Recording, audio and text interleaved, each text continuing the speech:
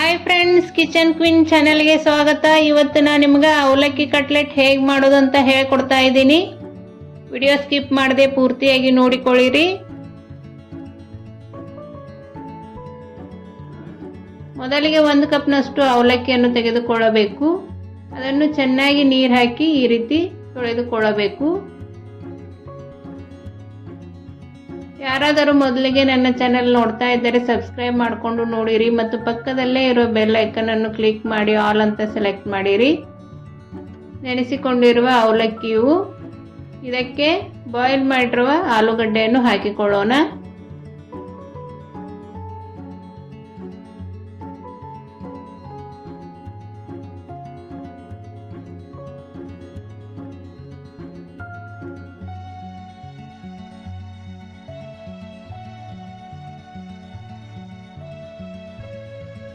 ಇದಕ್ಕೆ ಸಣ್ಣಗೆ ಕಟ್ ಮಾಡಿರುವ ಒಂದು ಈರುಳ್ಳಿಯನ್ನು ಹಾಕಿಕೊಳ್ಳೋಣ. ಸಣ್ಣಗೆ ಕಟ್ ಮಾಡಿರುವ ಹಸಿಮೆಣಸಿನಕಾಯಿಯನ್ನು ಹಾಕಿಕೊಳ್ಳೋಣ. ನಾನು ಇಲ್ಲಿ 3 ಹಸಿಮೆಣಸಿನಕಾಯಿಯನ್ನು ತೆಗೆದುಕೊಂಡಿದ್ದೇನೆ. ನಿಮಗೆ ಖಾರ ಜಾಸ್ತಿ ಬೇಕೆಂದರೆ ಜಾಸ್ತಿ ಹಾಕಿಕೊಳ್ಳಬಹುದು. ಇದಕ್ಕೆ ಸ್ವಲ್ಪ ಚಿಲ್ಲಿ ಫ್ಲೇಕ್ಸ್ ಅನ್ನು ಹಾಕಿಕೊಳ್ಳೋಣ.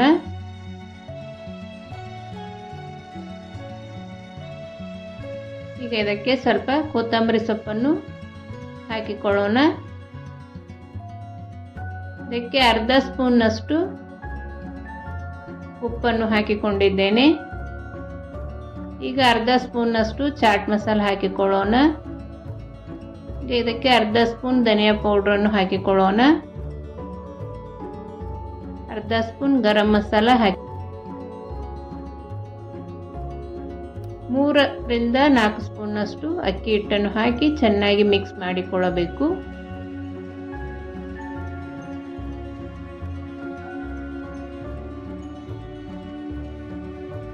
ಈ ರೀತಿ ಚೆನ್ನಾಗಿ ಮಿಕ್ಸ್ ಮಾಡಬೇಕು.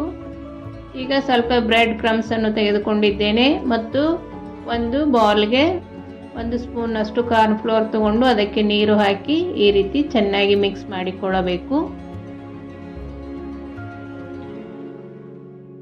ಈಗ ಮಿಕ್ಸ್ ಮಾಡಿರುವ ಆಲೂಗಡ್ಡೆಯನ್ನು ಈ ರೀತಿ ಚಿಕ್ಕ ಚಿಕ್ಕ ಬಾಲ್ಗಳಾಗಿ ಮಾಡಿ ತಟ್ಟಿಕೊಳ್ಳಬೇಕು.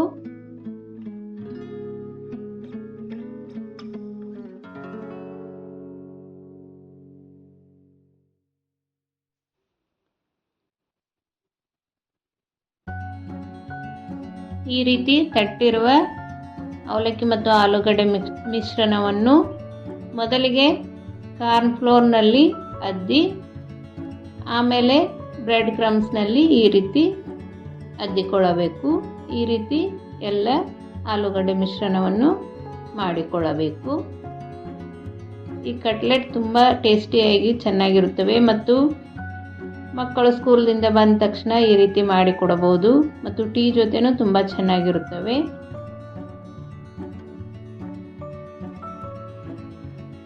ಒಂದು ಸಲ ಟ್ರೈ ಮಾಡಿ ಹೇಗೆ ಬಂತು ಅಂತ ಹೇಳಿರಿ. ಬಿಸಿಯಾಗಿರೋ ಆಯಿಲ್ಗೆ ಈ ರೀತಿ ಕಟ್ಲೆಟನ್ನು ಹಾಕಿಕೊಳ್ಳಬೇಕು.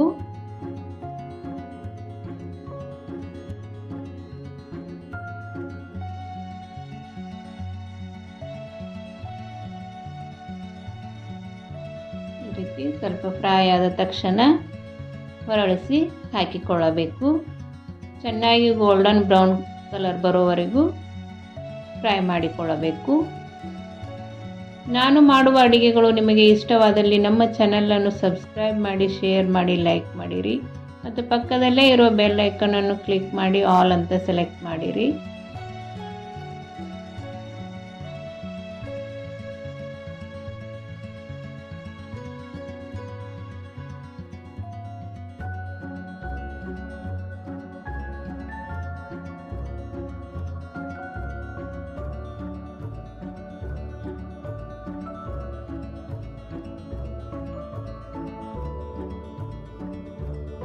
ಈ ರೀತಿ ಚೆನ್ನಾಗಿ ಗೋಲ್ಡನ್ ಕಲರ್ ಬಂದ ತಕ್ಷಣ ಇದನ್ನು ತೆಗೆದುಕೊಳ್ಳೋಣ.